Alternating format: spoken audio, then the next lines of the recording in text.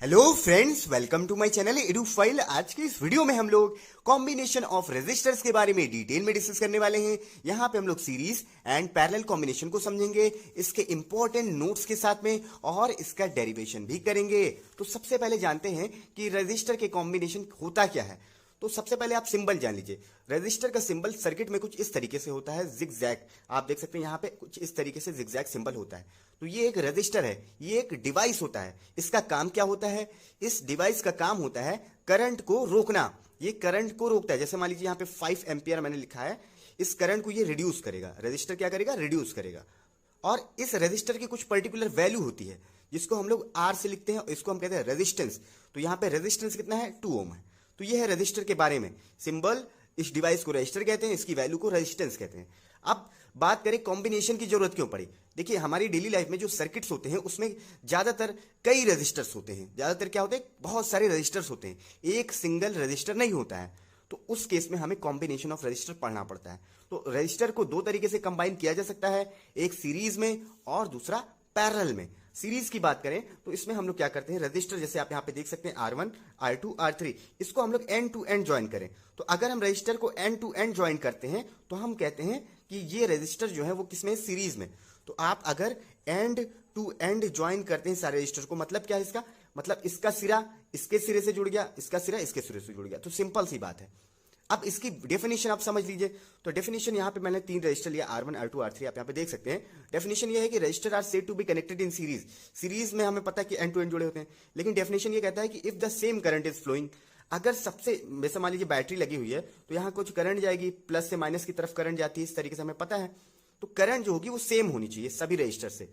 यहां से इस रजिस्टर से I1 करंट, इससे I2, इससे I3 पास होगी, ठीक है। लेकिन I जो ये करंट होगी वो सब सेम होगी।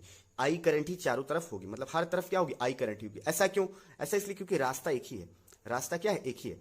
तो इसी रास्ते से जाएगी तो करंट थोड़ी ना चेंज हो जाएगी। तो करंट क्या होगा? सेम रहेगा। तो रेजिस्टर जो होंगे सीरीज में होंगे तो करंट क्या होगी? सभी रजिस्टर से क्या होगी? सेम होंगी। सभी रजिस्टर से क्या होगी? सेम करंट फ्लो होंगी। अब potential difference, when some potential difference applies across the combination, जब हम कुछ पोटेंशियल डिफरेंस अप्लाई करते हैं, तो पोटेंशियल डिफरेंस जब अप्लाई करेंगे तभी तो करंट फ्लो होगा। तो ये हमने जाना। अब देखते हैं पोटेंशियल डिफरेंस क्या होता है रजिस्टर के अक्रॉस, तीनों रजिस्टर के अक्रॉस। तो तीनों रजिस्टर की बात करें तो यहाँ पे हमें पता है कि इस सर्किट में क्या होता है, ये पोटेंशियल डिफरेंस जो होता है यानी वोल्टेज, वो ड्रॉप करता है। वोल्टेज क्या होता है? वो ड्रॉप करता है। भाई जैसे जैसे हम इधर की तरफ मूव करेंगे वैसे उससे क्या होगा? वोल्टेज हमारा चेंज होता है धीरे धीरे धीरे धीरे, इस तरीके से वोल्टेज चेंज होता है। तो इसीलिए यहां पे अगर हम बात करें तो यहां पे इसके अक्रॉस वोल्टेज होगा V1। भाई इसका यहां पे कुछ पॉजिटिव इफेक्ट होगा और इस तरफ कुछ नेगेटिव इफेक्ट होगा। तो यहां पे जो वोल्टेज होगा वो V1 होगा। अब बात करें यहां पे तो यहां पे पॉजिटिव इफेक्ट कुछ अलग होगा, इसके तुलना में यहां पे पॉजिटिव इफेक्ट कुछ अलग होगा। समझिए, समझने की कोशिश करिए। और यहां पे नेगेटिव इफेक्ट कुछ अलग होगा, तो इसीलिए यहां वोल्टेज V2 हो जाएगा। सिमिलरली यहां पे पॉजिटिव इफेक्ट, यहां पे नेगेटिव, तो इसका वोल्टेज क्या हो जाएगा? V3 हो जाएगा। वोल्टेज अलग अलग होंगे। क्यों होंगे? आपको समझ में आ गया। वोल्टेज हमारा क्या होता है? चेंज होता है कंडक्टर में, सेम नहीं रहता हर जगह, इसलिए। क्लियर है? तो यानी कि यहां पे हमने क्या समझा कि करंट होती है सेम और वोल्टेज होता है डिफरेंट। वोल्टेज क्या होता है? डिफरेंट। किसमें? हम लोगों ने जाना सीरीज कॉम्बिनेशन में। तो यहां पे मैं लिख देता हूं, ये 2 पॉइंट जो मैं छोटे छोटे लिख रहा हूं ये बड़े इंपॉर्टेंट है आपके लिए। अब यहां पे इसको आप लिख कैसे सकते हैं कि I इज इक्वल टू, यहां पे लिख सकते हैं आप I1 is equal to I2 is equal to I3, मतलब करंट सेम होती है तीनों रजिस्टर से, या फिर सर्किट की बात करें तो। और वोल्टेज जो होता है वो V1 plus V2 plus V3। अब इन तीनों के सम के बराबर ही तो होगा V1 plus V2 plus V3। Voltage अलग अलग है तो V is equal to V1 plus V2 plus V3। इतनी चीजें आप समझ लीजिए, अभी डेरिवेशन हम बाद में करेंगे। तो ये हमने सीरीज के बारे में थोड़ा सा समझा। अब पैरेलल पे आते हैं, फिर और डिटेल में समझते हैं इसको। पैरेलल में हम लोग क्या करते हैं कि सभी एंड को साथ में जोड़ देते हैं एक तरफ, और सभी एंड को दूसरे एंड को एक साथ जोड़ देते हैं। यहाँ पे देखिए, एक एंड को दूसरे एंड से जोड़ते हैं, यहाँ पे सभी के एक एंड को मिला के साथ में जोड़ देते हैं, सभी के दूसरे एंड को मिला के साथ में जोड़ देते हैं, इस तरीके से जोड़ते हैं। यहाँ पे पैरेलल आप समझ ही रहे हैं। और यहाँ पे बात करें इसके डेफिनेशन की, यहाँ पे मैंने आपको क्या बताया कि सभी एंड को सभी के पहले एंड को एक तरफ जोड़ते हैं, सभी के दूसरे एंड को एक तरफ जोड़ देते हैं आपस में। The number of resistor are said to be connected in parallel if potential difference across each of them is same. अगर हम बात करें इनके अक्रॉस, तो सभी के अक्रॉस जो पोटेंशियल डिफरेंस होना चाहिए वो क्या होना चाहिए? सेम होना चाहिए। क्या होना चाहिए? सेम, जिसको हम V कहते हैं। सेम होना चाहिए, अभी मैं बताऊंगा क्यों सेम होता है। And is equal to the applied potential difference, और जो होना चाहिए वो अप्लाइड पोटेंशियल डिफरेंस के बराबर होना चाहिए। सिंपल सी बात है। यानी कि यहाँ पे अगर V1 V2 V3 माने तो यहाँ पे V is equal to V1 is equal to V2 is equal to V3 होगा। अभी मैं आपको बताता हूं क्यों सेम होगा। देखिए यहाँ पे सबसे पहले करंट की समझिए, वोल्टेज यहाँ पे दे रहे हैं, करंट फ्लो होगा, 3 रास्ते हैं। तो पहले से हम मान लेते हैं I1 करंट, दूसरे से मान लेते हैं I2 करंट, तीसरे से मान लेते हैं I3 करंट। भाई रास्ता 3 है तो बढ़ जाएगा ना, जैसे पानी इस तरफ आ रहा है तो तीनों रास्ते में पानी बढ़ जाएगा, तो यहाँ पे भी करंट क्या हो जाएगी, बढ़ जाएगी। तो इसीलिए हम लिख सकते हैं I is equal to I1 plus I2 plus I3 लिख सकते हैं, बिल्कुल लिख सकते हैं। और V इज इक्वल टू यहाँ पे होगा V1 is equal to V2 is equal to V3।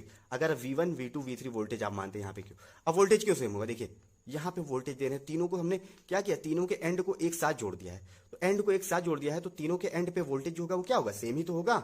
भाई यहाँ पे कुछ प्लस डेवलप होगा, यहाँ पे कुछ माइनस, तो आप देख सकते हैं तीनों के एंड पे क्या होगा, वोल्टेज सेम होगा, वोल्टेज चेंज नहीं होगा। तो ये है हमारा लॉजिक। यहाँ पे वोल्टेज क्या होता है, पैरेलल वाले में सेम होता है। क्यों सेम होता है मैंने आपको बता दिया, करंट अलग अलग होता है क्योंकि रास्ते बढ़ जाते हैं करंट के। क्लियर है, यहाँ पे आपको मैंने समझाया। तो अब हम लोग बात करेंगे किसकी, सीरीज की डेरिवेशन की। तो सीरीज के डेरिवेशन को समझेंगे, फिर इंपॉर्टेंट नोट्स को समझेंगे, फिर और सारी चीजों को समझेंगे। तो डेरिवेशन को यहां से स्टार्ट करते हैं। यहां पे क्या होगा, सेम करंट सभी रजिस्टर में, लेकिन वोल्टेज क्या होंगे, डिफरेंट होंगे। क्यों, क्योंकि वोल्टेज हमारा अलग अलग चेंज होता रहता है, ये हमने आपको बताया। तो अब हम लोग यहाँ पे डेरिवेशन करते हैं, तो हम लोग वोल्टेज से ही करेंगे डेरिवेशन का शुरुआत। अच्छा, डेरिवेशन किस चीज का हम लोग कर रहे हैं, डेरिवेशन हम करना चाहते हैं इक्विवेलेंट रेजिस्टेंस का। देखिए ये तीनों रेजिस्टेंस मिला के करंट को रोकेंगे, तो इन तीनों को अगर हम इक्विवेलेंट रेजिस्टेंस, एक रेजिस्टेंस मान ले, तो इसकी वैल्यू क्या होगी टोटल, इसकी वैल्यू टोटल क्या होगी, तो हम उसको सॉल्व करेंगे। तो उसको हम कहते हैं इक्विवेलेंट रेजिस्टेंस। क्या कहते हैं, equivalent resistance. Equivalent resistance in series, यहाँ पे सीरीज की बात हो रही है, तो हम इक्विवेलेंट रेजिस्टेंस इन सीरीज का डेरिवेशन करने वाले हैं, सीरीज का डेरिवेशन करने वाले हैं, जिसको हम लोग RS से रिप्रेजेंट कर सकते हैं। ये है इक्विवेलेंट रेजिस्टेंस, मतलब इनके कॉम्बिनेशन से कितना रिजल्ट आ रहा है हमारे रेजिस्टेंस में। तो हम V is equal to V1 plus V2 plus V3 ये हम इसमें जानते हैं, क्योंकि ये यहाँ पे वोल्टेज है, इन तीनों के सम के बराबर होगा ये। अच्छा, तो V इज इक्वल टू होता है IR, Ohm's law. Ohm's law से हम लोग जानते थे कि V is equal to IR होता है। अब यहाँ पे हम लोग लिख सकते हैं I और यहाँ पे R1 लिख सकते हैं, क्योंकि करंट सेम है। तो हम I1 I2 I3 की जगह पे हम, देखिए V1 है तो I1 लिखना चाहिए मुझे, लेकिन मैं I लिख रहा हूँ। V2 है तो मुझे I2 लिखना चाहिए, लेकिन मैं क्या लिख रहा हूँ, I लिख रहा हूँ। V3 है तो मुझे I3 लिखना चाहिए था, लेकिन मैं I ही लिख रहा हूँ, क्योंकि सेम है। करंट क्या होगी, सेम रास्ता एक ही है तो करंट सेम होगा। अच्छा, अब इसको मैं IR लिखूंगा और यहाँ पे I को कॉमन ले लूंगा, और R1 plus R2 plus R3 हो जाएगा यहाँ पे। अब I को I से कैंसिल कर देते हैं, तो यहाँ पे R is equal to R1 plus R2 plus R3 आ जाएगा। यहाँ पे इसको RS से लिख देते हैं। तो ये है हमारा सीरीज कॉम्बिनेशन का इक्विवेलेंट रेजिस्टेंस का डेरिवेशन। तो ये है इक्विवेलेंट रेजिस्टेंस। क्या है, इक्विवेलेंट रेजिस्टेंस की वैल्यू इन सीरीज कॉम्बिनेशन। यहाँ पे ये आ गया हमारा। तो सीरीज में आपको याद कर लेना है, यहाँ पे सीरीज में हम क्या करते हैं, रेजिस्टेंस को जोड़ देते हैं आपस में, क्या करते हैं, सिंपली ऐड कर देते हैं, तो हमें इक्विवेलेंट रेजिस्टेंस पता चल जाता है। अब सीरीज कॉम्बिनेशन की एक खास बात होती है, वो सारी चीजें मैं आपको बाद में बताऊंगा जब मैं दोनों का डेरिवेशन कर लूंगा। तो यहां तक आपको डेरिवेशन क्लियर है। अब इसका डेरिवेशन करते हैं पैरेलल का। तो पैरेलल में हमने क्या जाना था, पैरेलल में हमने ये जाना था वोल्टेज सेम होता है, करंट डिफरेंट होता है। वोल्टेज सेम होता है और करंट क्या होता है, डिफरेंट होता है हर रजिस्टर से। क्लियर है, तो ये चीज आप याद रखिएगा। तो हम यहाँ करंट से डेरिवेशन करेंगे। अच्छा, अब V is equal to IR होता है, तो I इज इक्वल टू क्या होगा, V बाई R, ये हम लिखेंगे। तो यहाँ पे V बाई R, और I1 हम लिखेंगे V1 बाई R1, लेकिन हम V बाई R1 लिखेंगे क्योंकि सेम है सब। और यहाँ पे V2 बाई R2 लिखना चाहिए, लेकिन V बाई R2 लिखेंगे। V3 बाई R3 लिखना चाहिए, लेकिन V बाई R3 लिखेंगे। V बाई R लिखेंगे, यहाँ पे V को कॉमन लेते हैं तो क्या आ जाएगा, 1 बाई R1 प्लस 1। यहाँ पे भी हम लोग इक्विवेलेंट रेजिस्टेंस का डेरिवेशन करने वाले हैं कि भैया इन तीनों रेजिस्टेंस से कितना इक्विवेलेंट रेजिस्टेंस हमें मिलेगा कि जिससे कंट्रोल होगा हमारा सर्किट। तो V से V को हम कैंसिल आउट कर सकते हैं, 1 बाई R इधर बचेगा, 1 by R1 plus 1 by R2 plus 1 by R3। तो पैरेलल कॉम्बिनेशन अगर आपको करना है, इसको RP से नोट कर देते हैं। चलिए, पैरेलल कॉम्बिनेशन में आपको क्या करना है, अगर इक्विवेलेंट रेजिस्टेंस निकालना है तो ये है आपका equivalent resistance in parallel combination, equivalent resistance. तो इसमें आपको क्या करना है, सारे रेजिस्टेंस का रेसिप्रोकल का सम करना है, तो आपको इक्विवेलेंट रेजिस्टेंस पता चल जाएगा। क्लियर है, तो ये है इसका डेरिवेशन। अब इंपॉर्टेंट पॉइंट्स को समझेंगे, तब इनके फॉर्मूले को और अच्छे से समझेंगे, फिर डेरिवेशन को भी समझेंगे। तो सीरीज में पहले आते हैं। तो सीरीज में मैं आपको रिवाइज करा देता हूं। यहाँ पे the current is same in every resistors, हर रजिस्टर में करंट सेम होगी, हमें पता है ये बात। यहाँ पे मैं आपको बता चुका हूँ, रास्ता एक ही है। The current in the circuit is independent on the relative position of the various register in the series. अच्छा, करंट जो होगी वो इंडिपेंडेंट होगी रजिस्टर्स के पोजीशन से। भाई करंट हर जगह सेम होती है तो रजिस्टर्स को आप चाहे जहां लगाइए उससे फर्क नहीं पड़ता है, वो करंट की वैल्यू क्या होगी, सेम होगी। The voltage across any resistor is directly proportional to resistance of that resistor. Voltage जो होगा वो रेजिस्टेंस पे डिपेंड करेगा। देखिए यहाँ पे जो रेजिस्टेंस है अगर ये ज्यादा होगा तो इसके अक्रॉस वोल्टेज ज्यादा डेवलप होगा। ये रेजिस्टेंस की वैल्यू अगर ज्यादा होगी तो क्या होगा, इसके अक्रॉस वोल्टेज ज्यादा डेवलप होगा। ये चीज मैं आपको बताना चाहता हूं। जैसा कि आप लोग जानते हैं V is equal to I R, एक फॉर्मूला जानते हैं, तो यहाँ पे रेजिस्टेंस क्या करेगा, करंट को रोकेगा, तो ये और ये प्रोपोर्शनल हो जाएंगे। इसलिए यहाँ पे ये समझिए voltage across any resistor is directly proportional to resistance of that resistor. फिर नंबर 4 पॉइंट को समझते हैं। Total resistance in the circuit is equal to sum of individual resistance. Total resistance अगर आपको निकालना है तो आपको इंडिविजुअल रेजिस्टेंस को जोड़ देना है, इस तरीके से R1 plus R2 plus R3 कर देना है। और आपको इंटरनल रेजिस्टेंस ऑफ सेल, जैसे मान लीजिए सेल आप जो लगा रहे हैं या बैटरी लगा रहे हैं तो उसका अगर कुछ इंटरनल रेजिस्टेंस है तो उसको भी आप जोड़ दीजिए अगर है तो। ये चौथा पॉइंट है। पांचवा पॉइंट ये है कि total resistance in the series circuit is more than the greatest one in the circuit. ये बहुत इंपॉर्टेंट पॉइंट है। देखिए जो हमारा टोटल रेजिस्टेंस है, जैसे मान लेते हैं हमारे पास दो ही रेजिस्टेंस, चलिए 3 ही मान लेते हैं। जैसे मान लीजिए R1 बराबर 2 है और R2 बराबर 4 है और R3 जो है वो भी हम मान लेते हैं, चलिए 4 मान लेते हैं, चलिए मान लेते हैं 4, चलिए इसको मान लेते हैं 6 मान लेते हैं, ठीक है। तो हमने 3 रेजिस्टेंस लिए तो RS कितना होगा, 2 प्लस 4 प्लस 4, 2 प्लस 4 प्लस 6 यानी कितना आ जाएगा 12।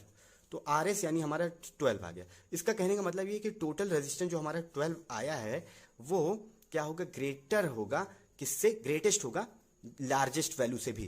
तो यहाँ लार्जेस्ट वैल्यू कितनी है, 6 है, तो 6 से भी ग्रेटर है, यानी कि RS जो होगा वो ग्रेटर देन होगा R3 से भी, R3 से भी ग्रेटर होगा, यानी कि सबसे बड़े, सबसे जिसकी ज्यादा वैल्यू हो उससे भी ज्यादा ग्रेटर होगा हमारा टोटल रेजिस्टेंस सीरीज में।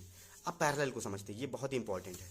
पैरेलल को समझते हैं तो पैरेलल में हमने ये डेरिवेशन किया था, आप डेरिवेशन भी देखिए साथ में और फिगर भी देखिए। पैरेलल में हमने समझा potential difference across each resistor is same.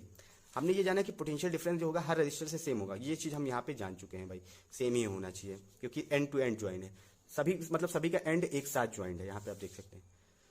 Is equal to applied potential difference, और वो अप्लाइड पोटेंशियल डिफरेंस के बराबर होगा। The current through each resistor is inversely proportional to resistance of that resistor. और करंट जो होगा वो इनवर्सली प्रोपोर्शनल होगा रेजिस्टेंस के। करंट जो होगा वो इनवर्सली प्रोपोर्शनल होगा रेजिस्टेंस के। आप यहाँ पे देख सकते हैं करंट अगर ज्यादा होगा तो रेजिस्टेंस कम होगा, रेजिस्टेंस ज्यादा होगा तो करंट, भाई रेजिस्टेंस की वैल्यू ज्यादा करंट कम। Total current through the parallel combination sum of individual current through the various resistors. देखिए यहाँ पे टोटल करंट जो होगा वो पैरेलल कॉम्बिनेशन का वो इंडिविजुअल करंट के सम के बराबर होगा। यहाँ पे मैंने आपको करके दिखाया I is equal to I1 plus I2 plus I3, क्योंकि 3 रास्ते बढ़ चुके हैं तो तीनों के सम के बराबर होगा। The reciprocal of total resistance, reciprocal मतलब 1/R, इस तरीके से total resistance of parallel combination is equal to sum of reciprocal of individual resistance. The total resistance in parallel combination is less than the least resistance used in circuit. इसको समझना जरूरी है। देखिए जैसे मान लीजिए R1 इज इक्वल टू 2 है, R2 is equal to 4 है, R3 इज इक्वल टू 6 है, ये है। तो लीस्ट रेजिस्टेंस क्या है हमारा, R1 है। इसको साइड में आप लिख लीजिए सर्किट में, इस सर्किट में लीस्ट रेजिस्टेंस हमारा R1 है। अब हम इसको सॉल्व करते हैं तो 1/RP इज इक्वल टू क्या होगा, 1/2, 1/4, 1/6। इन तीनों का आपको लेना पड़ेगा एलसीएम। तो इन तीनों का एलसीएम हमारा क्या आ जाएगा, इन तीनों का एलसीएम हमारा आ जाएगा ये 12। तो यहाँ पे मैं 12 लिखूंगा और यहाँ पे 6 और यहाँ पे 3, यहाँ पे 2। तो 6, 3, 9 to 11, 11/12 आया है 1/RP। तो RP कितना आ जाएगा 12/11। तो आप यहाँ पे देख सकते हैं ये लगभग 1 के बराबर आया है। लगभग किसके बराबर आया है, 11 से 12 को डिवाइड करेंगे लगभग 1 आएगा। तो ये देखिए हमारा RP जो है वो R1 से छोटा है, RP is less then R1, यानी लीस्ट रेजिस्टेंस से भी छोटा होता है पैरेलल में। अच्छा तो ये सारी चीजें हम समझ चुके हैं। अब इससे हमें पता क्या चला कि हमें सीरीज कब यूज करना है, पैरेलल कब यूज करना है। देखिए हमें सीरीज तब यूज करना है जब हमें रेजिस्टेंस की वैल्यू ज्यादा चाहिए सर्किट में। जब हमें रेजिस्टेंस की वैल्यू क्या चाहिए, ज्यादा चाहिए, तो हम क्या यूज करेंगे, सीरीज कॉम्बिनेशन। तो हम यूज करेंगे सीरीज कॉम्बिनेशन, ये आपको क्लियर होना चाहिए। और जब हमें रेजिस्टेंस की वैल्यू कम चाहिए, जैसे यहाँ पे देखिए रेजिस्टेंस की वैल्यू हमें, टोटल रेजिस्टेंस की वैल्यू क्या मिल रही थी, टोटल रेजिस्टेंस की वैल्यू 1 मिल रही थी उस कॉम्बिनेशन मतलब इंडिविजुअल से। तो अगर हमें रेजिस्टेंस की वैल्यू कम चाहिए तो हम क्या यूज करेंगे, पैरेलल कॉम्बिनेशन। अब दोनों में मैं एक चीज और बताऊंगा, ये तो आपको क्लियर ही होगा दोनों में कि भाई हम सीरीज कब यूज करेंगे, पैरेलल कब यूज करेंगे, ये तो मैं आपको बता चुका हूं यहाँ पे। अब मैं एक चीज और बताना चाहूंगा दोनों में, यहाँ पे इसको भी देख लीजिए आप। यहाँ पे मैंने सीरीज का बताया था कि जब आपको रेजिस्टेंस की वैल्यू क्या चाहिए, ज्यादा चाहिए। यहाँ पे 12 मिल रहा है रेजिस्टेंस की वैल्यू इंडिविजुअल से। और जब रेजिस्टेंस की वैल्यू कम चाहिए तो आप किसका यूज करेंगे, पैरेलल का यहाँ पे देखिए 1 मिल रहा है इन तीनों के कॉम्बिनेशन। और मैं एक चीज़ और बताना चाहूँगा कि जैसे मान लीजिए सीरीज में अगर कहीं से कट लग गया, मतलब कहीं से वायर हमारा जल गया, तो क्या होगा, करंट फ्लो होना रुक जाएगा। लेकिन यहाँ पे अगर किसी एक वायर टूटा, यहाँ से टूट गया ये, तब भी करंट फ्लो होता रहेगा। तो पैरेलल थोड़ा सा अच्छा लगता है यहाँ पे इस केस में। तो आई होप ये वीडियो आपको अच्छे से क्लियर होगा। इस वीडियो में तरह के वीडियो देखने के लिए थैंक यू सो मच।